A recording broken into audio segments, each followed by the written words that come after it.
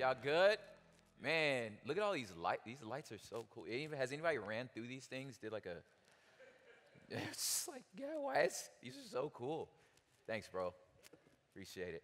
Y'all good, man? End of the day? Maybe, kind of. Some of y'all skipped out to get some hit cocktail hour already. It's all good. Don't lie to me now. You ain't got nothing to prove to me. So I'm sure you've heard a ton of inspirational quotes and a ton of Instagrammy quotes, that you can kind of, why does anybody fall for those? Like they're just so, like those fake deep quotes, like no matter where you go, there you are. Yeah, I know. I know. Work hard. Like, okay, great. Yeah. I'm sure you heard your fill of those, so I'm going to try my best to not just fill this 24 minutes with those, but to sort of just speak from my experience as an artist, as an entrepreneur, wrestling with, like you said, this thing called threshold, just this idea of I guess for me it's essentially about art and fear. As a artist and as like a businessman, you know what I'm saying? The type of career we have this season, the way that music works, the way that art works, it's just the idea of just a starving artist that sits in some sort of like beach loft with, incense and candles and just contemplates the stars and just thinks about playing a guitar and writing their songs. It's just not real. Like it just doesn't work that way. You gotta crunch numbers and read data sheets. That's just a part of being an artist. But I'll open up with this, a quote from one of my patron saints. I have him quote two patron saints through this talk. The first one is James Baldwin. And he talked about what art is. He says, all art is propaganda and must always ever be, despite the wailings and pursuits. I stand in utter shamelessness to say that whatever I have for writing has always been for propaganda and for the gaining of the rights of black folk to love and to enjoy. And I really don't care for any art that is not used for propaganda, but I do care when propaganda is confined to one side while the other is stripped and made silent. The idea is this: the minute you open your mouth, you're saying something. There's just no other way around it.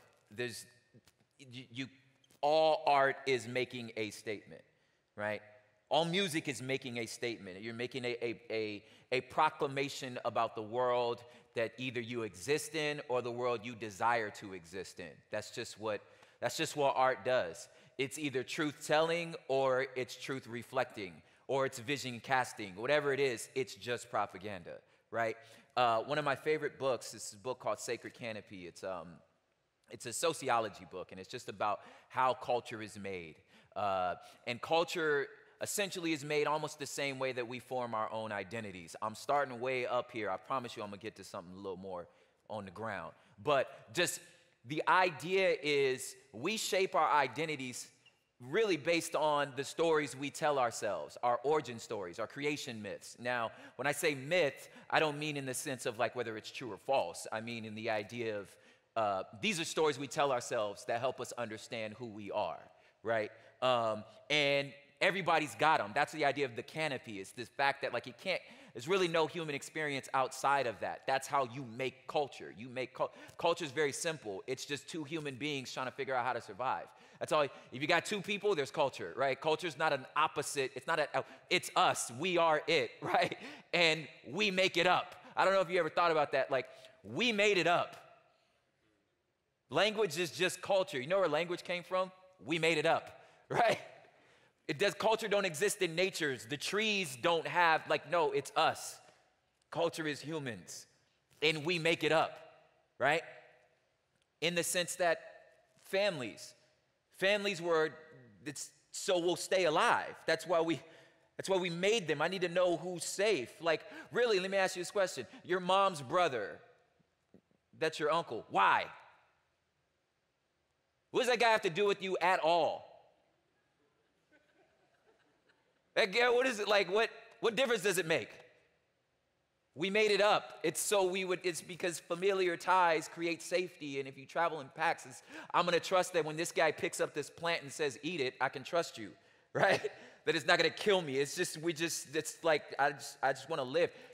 We made it up. That guy has nothing to do. What about that guy's son? Your cousin? Why? If you have experience like my experience, cousin is always a bad idea. Whenever there's cousins, we all get in trouble, right? So this never works, right? But why we have it is we made it up, right? But you and I can't imagine a world with no cousins unless both your parents are only children. You ever thought of that? There's millions of humans that don't have cousins, right? But you can't imagine, it's because we made it up. It's just culture, we make it up. So having said that, if we get to make it up, let's make it amazing, right? Right? So so all art is just making culture. That's all I'm doing, right? Now, I'm from South Central Los Angeles, which is far from here, and with a very different climate. And I grew up on hip hop. I grew up loving hip hop. I grew up doing hip hop, but not like you think, because hip hop wasn't on the radio. It was outside. It was just, you go outside, you're in hip hop, you know. Whether it was taking the bus to Venice Beach, my Lord, you're seeing somebody spinning on his head. There's no way in the world you're not going to be mesmerized by whatever that is, right? That was my story. And my Lord, it's just a few blocks down, some guys figured out how to take their surfboards out the water and put wheels on them. You're like, this is the coolest thing I've ever seen in my life, right? See, a lot of times people think these divisions, see, California ain't the Midwest, you know what I'm saying? Like, it's not the South. Y'all think these categories of like, you know, I'm gonna be real, if you read Thrasher magazine, skateboarding was white dudes, right?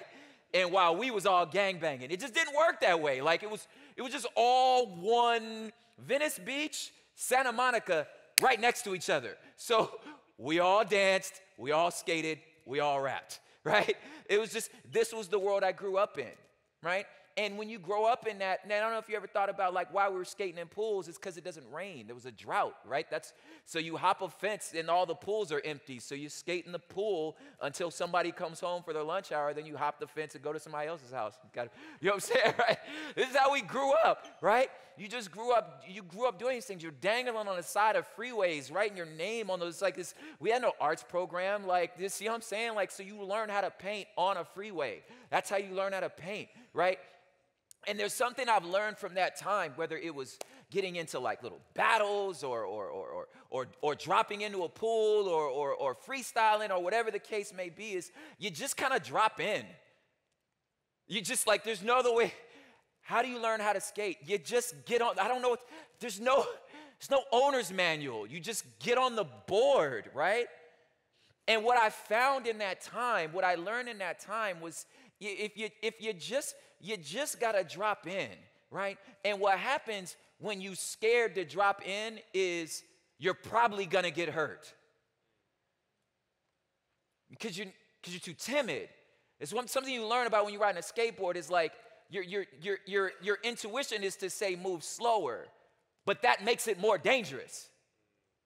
You gotta get some momentum. If you don't get no momentum, you probably gonna hurt yourself.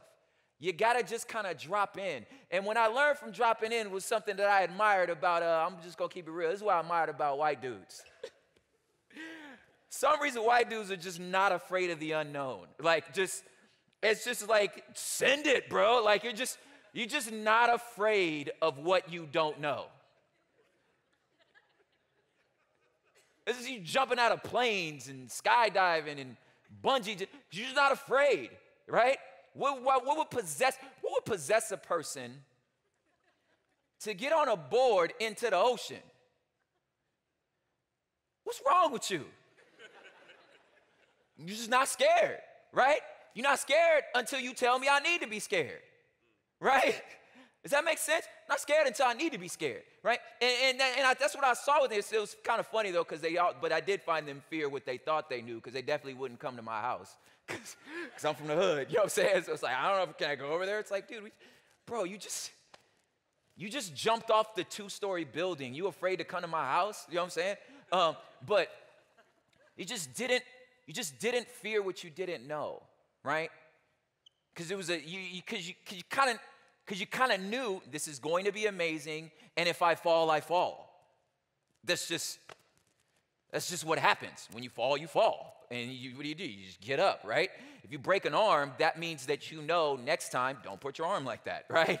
Because if you put your arm like that, you'll break it. Yes, that's what you learn, right? You don't learn don't do it. You learn don't do it like that.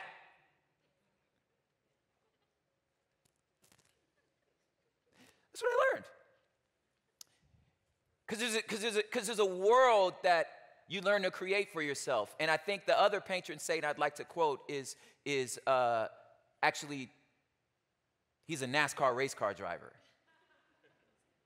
He's also fictitious. And he's got 2 first names. You already knew. Greatest prophet of our time. He say stuff like, if you ain't first, you already knew. You see what I'm saying? Which is preposterous, right? His own daddy said, you could be second, you could be third, you could be fifth. Doesn't matter. He's the greatest race car driver of all time, despite all evidence in front of him, namely Jean Girard, who is a French race car driver, but an Indy car driver who is clearly the better driver. But it doesn't matter. The greatest race car driver of all time. So much so that in a race, he flips his car, right? Flips his car and was convinced after that car flipped, he was on fire.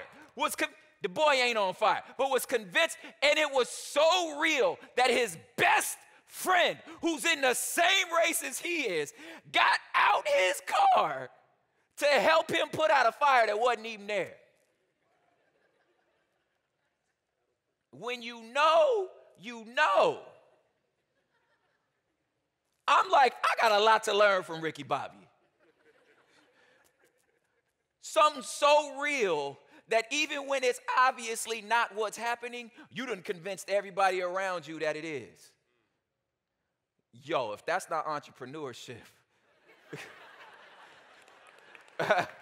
I'm just like, if that's not selling a record, I don't know what is. So the fear, though, this is what I think the fear is. Here's what I found. The fear is not falling. When you dropping into that, this is just, I'm gonna give you a little trick. When you drop in, I'm using a lot of skating stuff, but that's because I'm from Los Angeles. The fear is not hurting yourself. The fear is not falling, right?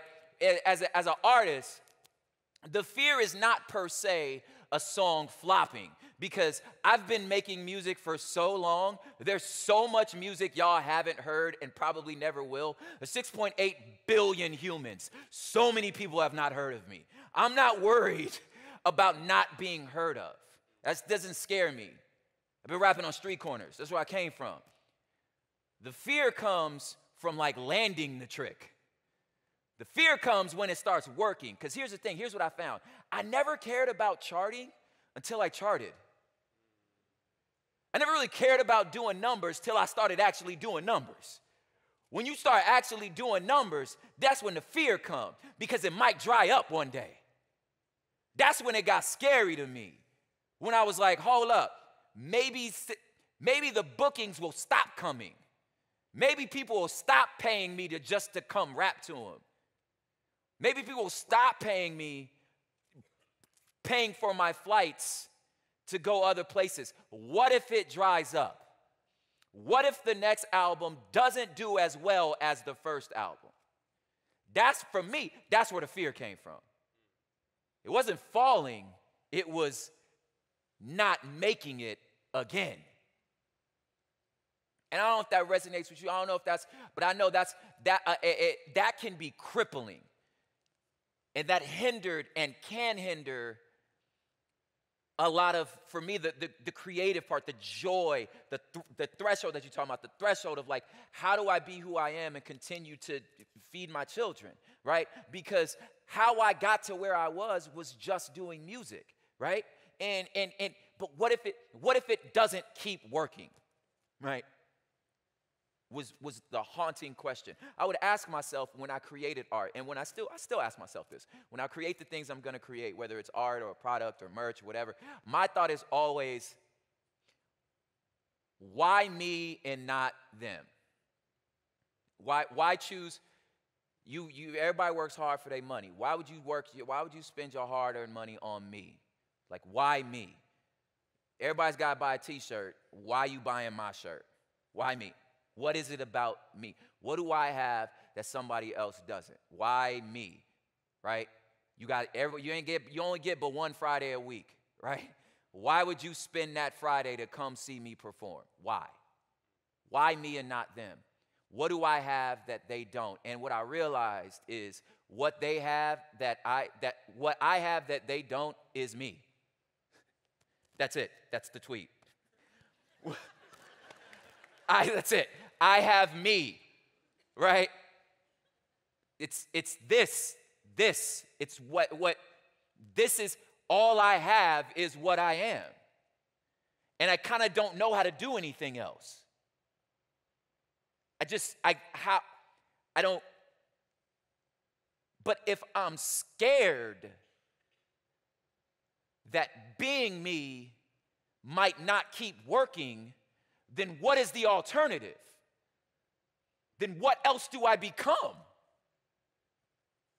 And the only thing I could think of is I just become a new and better version of me. Or I become a worse version of me. Either I can be a healthy me or an unhealthy me. But me is all I got. That is my one ace in the pocket that nobody else got. I don't care how many records he's selling. I don't care how many tickets he's selling. I don't care how much merch he's selling. Let me tell you what he ain't got, me.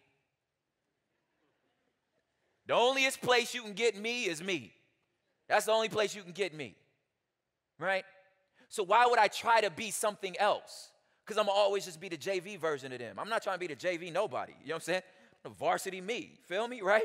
So I just feel like I can't function if I'm scared to be just the one thing that makes me unique, right? But I think that fear also comes from this, necessarily as a believer, I think it comes from this scarcity model. I think we've bought the narrative of the empire. Stay with me now. The narrative of the empire says I have to hoard because there's not enough, right? There's only, and the size of my empire is contingent on how wide my walls are.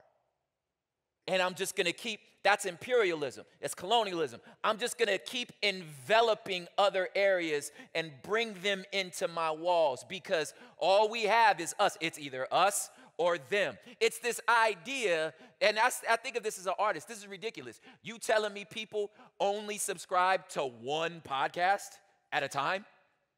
You listen to stuff in single file? Right? You can only listen. You mean to tell me you only got one genre of music on your Spotify right now? You can't listen to more than one album? But for some reason in my head, I thought somehow if they listening to him, that means they not listening to me. That's ridiculous. It's a scarcity. It's a scarcity model. That's empire talk. Empire talk says you don't believe in a God that has made enough. Right? This is not enough. What do you mean it's not enough? Right? There's enough. I have to remind myself that. There's enough. God doesn't function in scarcity. Right? There's plenty. We are high capacity humans. There's plenty. Right? I'll leave you with this. And this is really, I'm dead serious. I'm giggling, but I'm dead serious. Here's the motif I live by. I think there's two ways you could think about things, whether business, art, whatever it is. You can go the Michael Jackson route. I'm looking at y'all's ages out here. You understand exactly what I mean. Younger folks. You could go the Drake route, whichever one. Same route. Michael Jackson, Drake, samesies. Follow me. In this sense, it's not the same, I know, but like, you take Michael Jackson. Arguably the greatest entertainer, the greatest performer of an entire generation. Some would say of all time. I think that's a stretch. But the greatest, right? I mean, all time, like, have you seen, like, Antiochus Epiphanes perform? No, none of us seen him. You know what I'm saying? So, like, I'm pretty sure there's ancient Mesopotamian guys that were amazing. We don't know, right? So, you take Michael Jackson, greatest entertainer of our generation, right? Multiple generations. I'm going to give him multiple generations. Like, you're not touching Michael Jackson on stage. Nobody's touching him in his heyday. Nobody touching Michael Jackson on stage. You take him, you put him in the room with the greatest songwriter of all times, Quincy Jones. Quote me, greatest songwriter of all time, right? You put him in a room you put him on a label. You put him in Motown? Hitsville, USA. Do you know how they wrote songs? They just essentially recruited every great songwriter and musician in the world and just put them upstairs. You just went upstairs and they just made songs. They was all trying to get on the same song. You know, everybody wrote all them Motown hits. It's the same like 5 dudes. They just sat upstairs, made songs, right? And then you'd run downstairs and be like, I got a song for you. You'd be like, hey, Retha, come sing this. Hey, come sing. So it's the greatest system ever, right? You take Quincy Jones, put him in the greatest system, throw it on Michael Jackson. You can't lose, right? You're going to get Thriller. You're going to get Billie Jean. You can't lose. It's going to work. Or you can be Prince. You could be like, I'm riding naked on unicorns.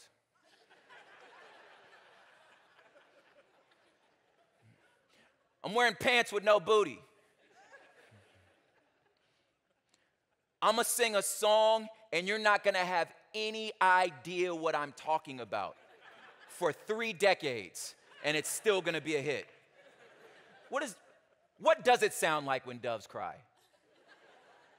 What is that song about? You don't know. Neither do I. Is it a hit? Yes. Play it right now. Play it right now at a wedding. Done. Why? Because he can play 27 instruments. Prince is like, look. I don't know what y'all doing. I just know what I'm doing. You can be Michael Jackson. Some of y'all went out on your first meeting. You got an uncle in the Poconos that just happens to have $1 million liquid sitting somewhere. You know what I'm saying? And you was able to just start your startup. Must be nice, right? Some of you, that might be your story. That's great. Now, don't squander it, right? You could be Michael Jackson. You still got to. Michael Jackson was the greatest situation, but he had to be the greatest entertainer. He still had to get on that stage and perform. Maybe that's you. Maybe that's your system. Maybe you're Drake, and you just got access to all the greatest songwriters. When they write a song, and your manager just walks up to him and says, "Okay, look, you can put that song out yourself. Maybe do 50,000 downloads, or you can give it to Drake, and it's an international success." Right? So Drake writes songs, right? Sorry, didn't mean to kill the magic. You could do that. Or some of y'all could just be Prince. You just built a Paisley world. You refuse to go to Hollywood. I'm staying here in Minneapolis. I'm not going to Hollywood. I'm gonna do it right here. Where are you gonna record your albums? What do you mean, where am I gonna record? I'm gonna record them right here. Well, who's gonna play them? I am. Why? Because I can play every instrument. Probably better than you. I don't know what you're saying, right? I don't understand what your problem is. Or you could be, so you want younger ones? Or you could be Kendrick. You could be Drake or you could be Kendrick. They both got #1 songs. It's up to you. Me personally, I chose the Prince route. I just like the idea of saying I am not contingent on fears of the market, of waves changing.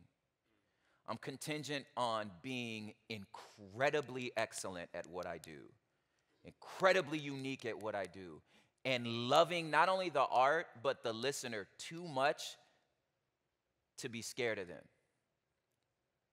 I love the crowd too much to be scared of them. Because if I'm scared of them, I'm not giving them what they actually desire. I'm not giving them what they paid for. What they bought a ticket for is me. And I have no right to rob them. Thanks, guys.